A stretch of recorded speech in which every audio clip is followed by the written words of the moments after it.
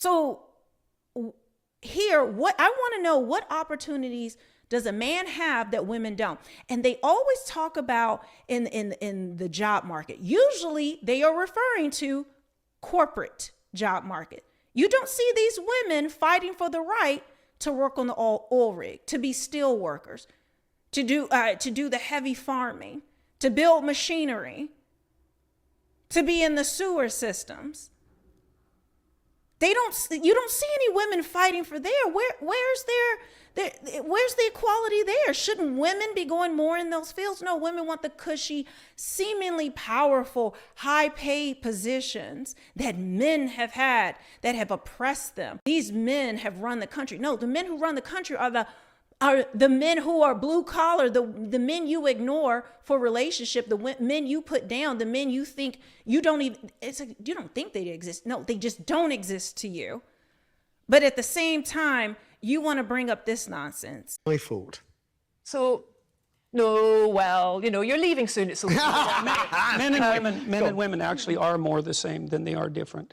But the issue is that small differences at the population level can turn into very large differences at the extreme. So, for example, men and women are broadly similar with regards to aggression, although men tilt a little bit more towards aggression. So that if you picked a random person out of the population, male and female, and you guessed that the male was more aggressive, you'd be right 60% of the time. But if you take the 1 in 100 most aggressive people, they're all male. And that's why the overwhelming proportion of people who are in prisons are male. Now, do you want to equalize that? Just out of curiosity? What about bricklayers? They're 99% male.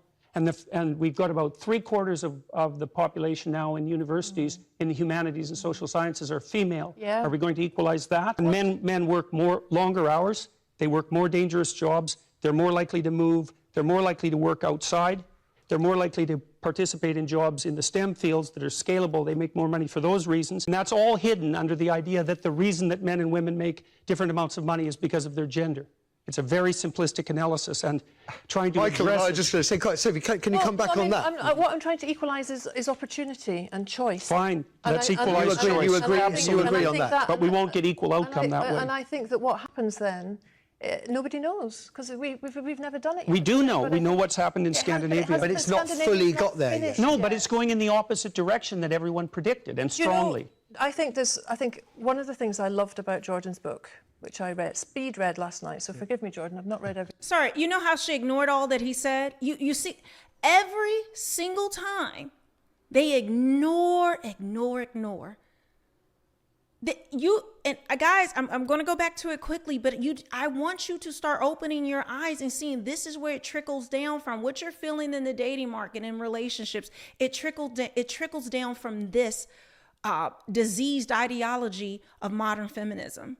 There is no logic, and nothing is good enough. There is never enough. And if you present opposite data, they glitch out. They don't respond. They ignore it. Just like they ignore the men who have been speaking up about how women today are not wives. Women today are, raking men over the coals in the court system. They do not care about that. They claim equality, but it's hypocrisy is really what it is. Now she wants equal opportunity, but you said you wanted equal outcome. She talks out of both sides of her mouth because she has nothing. She is way out of her league intellectually. But one of my favorite rules in Jordan's book is Rule 9, which says, oh wait, you see how she wants to pander? She's like, I really love his book. I bet you she's going to try to use his point. I have not seen this clip to make her point in against him. Assume the person you are listening to might know something you don't. Mm-hmm.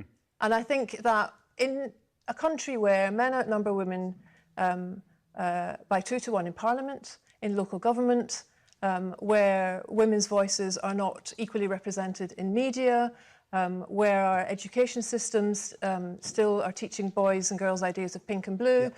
What I'm trying to do is work with thousands of optimistic, hopeful people for change. Okay. What? You kept very quiet through this, Michael. I'm going to make you put you under a bit of pressure. Do forgive me. I'm going to come to the calls in a moment. Your boss called the gender pay gap a burning... Wait, y'all, is that a wig?